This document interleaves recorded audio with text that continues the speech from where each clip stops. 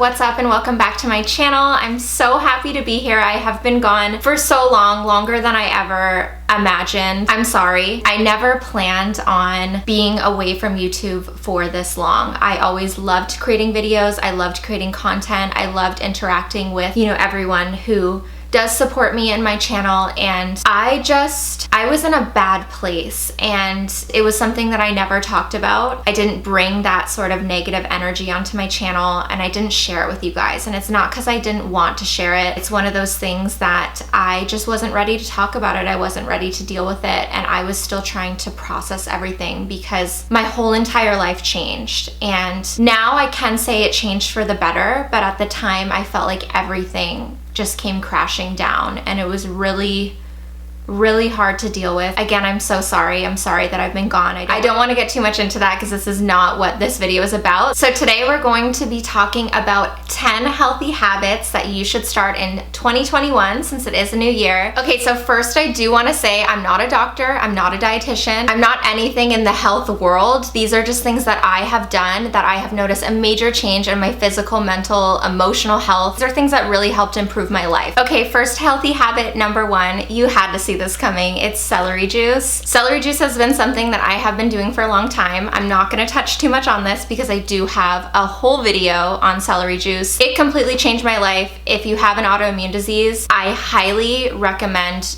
doing it. You don't have to love the taste of it. You drink it really quick first thing in the morning on an empty stomach. Okay, so how it works is celery juice, when you juice it, it gets out all of the stuff that doesn't really benefit you. I know typically you want the fiber in there, but with celery juice, you actually want it in its purest form. It helps reduce bloating. It helps with your digestion, constipation, it heals your gut, and it contains sodium cluster salts. And those salts target those harmful pathogens that are the cause of your autoimmune disorder and of those bad things that are happening that's inflaming your body. Also, my physical health, I feel like that really helped as well, and resetting my system. It is something that I will always do, and I've noticed a major change. Number 2 is something that I do every night before bed. You can also do it in the morning. I know it's suggested in the morning. I choose to do this at night. So it's apple cider vinegar. You just want to make sure it has the mother because it has that good bacteria. Lemon, and then I use warm water. I think that it tastes a little bit better and it makes it more manageable. So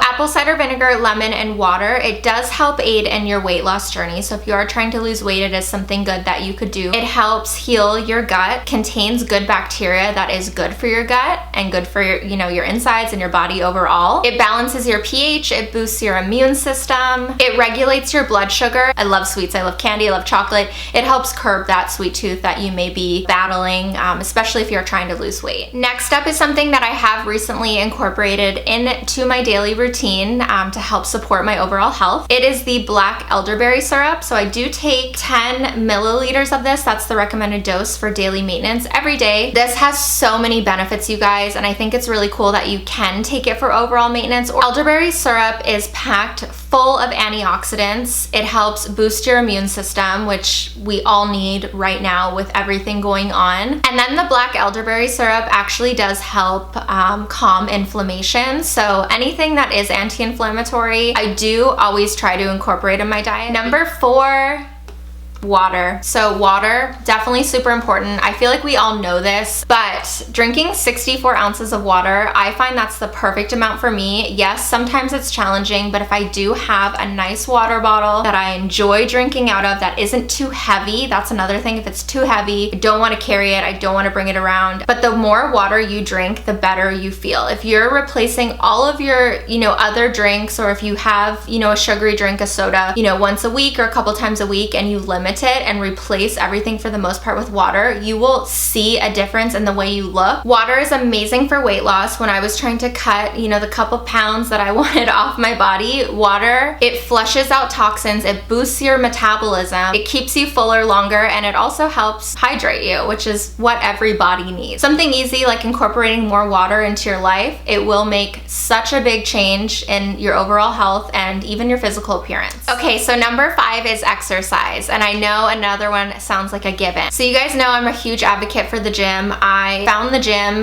when I was going through my divorce and things were really hard. I was never a gym person. Once I actually started going to the gym, I realized I was so mentally focused on how I was going to get through that workout and how I was going to push myself through it because I felt like I could not do it, that I kind of forgot everything that was going on in my personal life for that hour I was at the gym. And I really found peace in that. And then once I started noticing those physical changes to my body, really was just so motivating for me. And I felt like I was achieving my goals and I was getting the place where I wanted to be and I was comfortable in my own skin. So if you have no interest in the gym, but you are going through it mentally, I do suggest trying it, even if it's going for a walk every night around your neighborhood. But just like go on Instagram or go on YouTube, look up some exercises that you can do. And when you want to stop, you can stop. That's the nice part about it. Number 6 is salt and reducing sodium and salt in your diet. When you're cooking, it's much easier to avoid because you have the control of how much salt you're putting in. The number one reason why I avoid salt in my diet is it makes me feel bad. It makes me look swollen and bloated and puffy. So when you've had too much salt, your body retains water. Your kidneys conserve the water. It can lead to high blood pressure. It can cause problems with your heart. It could cause stroke. Maybe avoid a little bit of salt in your diet. It will go a long way. I'm not saying you need to cut it all together, but saving it for like the times when you really need it. If you don't need it, why put it in anyway? Number 7 is replacing pasta with banza. If you aren't familiar with banza, banza is the best pasta replacement, and they even have rice now, which is super, super bomb. It's made from chickpeas, so it's high fiber, high protein. I am a vegetarian. I've been a vegetarian since I was 16, so getting that protein is sometimes a struggle. Plus, I get to indulge in the foods that I do like. It's way less carbs, so if you are trying to lose weight, that's a good alternative. But I found that I don't feel as heavy and weighed down, but I can still indulge in the foods that I love. They have all different shapes, and it honestly tastes so good. I'm not someone who really even likes chickpeas, but banza, it really does taste good. So if you haven't tried it, I recommend trying it. It completely changed the game for me, especially, you know, trying to avoid those heavy foods that weigh me down and make it hard to lose weight. But this makes it really easy. It satisfies those pasta demons that you might have. Some of the other ones that I've tried, not so good. Don't like them. Next up, number 8 is a wellness shot. I like to make my own because they're honestly really expensive. They're really simple. I take 2 lemons and then I take a pretty big chunk of ginger and I juice it and then I just take it. Yes, it burns. For me, it doesn't taste that great, but it really does make me feel better. So if you feel a cold or flu coming on, you can do that. It does have some really great benefits. It does boost your immune system. It reduces inflammation. There I am again with the inflammation, and then it soothes digestion. So ginger can actually help with many things. It is really good for your stomach if you're feeling, you know, nauseous or sick, but it can actually help with arthritis, joint pain, muscle soreness, or just overall body soreness. And lemon obviously has a ton of vitamin C, which is a boost to your immune system. It helps prevent kidney stones, reduces risk of cancer, helps promote weight loss, and then aids in digestion. So it overall is something really great that you can put in your body if you're just feeling lousy. Could become routine for you. Otherwise, it could just be a really great thing that you've never tried before that makes you just feel better overall. Number 9 is adding fruits and veggies into your meals. So wherever you can, even if you're eating something that isn't that great, throw some veggies in there. It's fiber. This is something that I always try to do. I always, you know, throw it into my pasta. Things that, you know, aren't that great for me, but at least I'm getting some sort of nutrients and vitamins that my body needs. Fruits and vegetables are a great natural source of energy. They contain fiber, and then it also helps with absorbing those vitamins and minerals too. So, you know, certain vegetables, they do help your body absorb them better. And the last thing, number 10, is something that I find really helps mental health, and trying to start your day in this way with a positive mental attitude. And also, if you're having a bad day, practicing mindful meditation. That's something that I learned in therapy. You can take time anywhere and do it. So, you know, starting off your day with trying to have that positive mind and trying to not allow negativity to get to you really, really does help. But sometimes, let's be honest, it does, and that's okay. Just remember to talk to yourself in a kind way. And if you need to let out your emotions, do it, because that is important. If something is causing you stress, try to eliminate it or reduce it, or try not to allow it to cause you stress, and try to encourage yourself and motivate yourself. I know not everyone can have just like this positive mind and look at everything the happy way, and it's okay if you're having a bad day. It's okay if you feel sad. We all do. Trying to change that way of thinking, it really does go a long long way. All right guys, so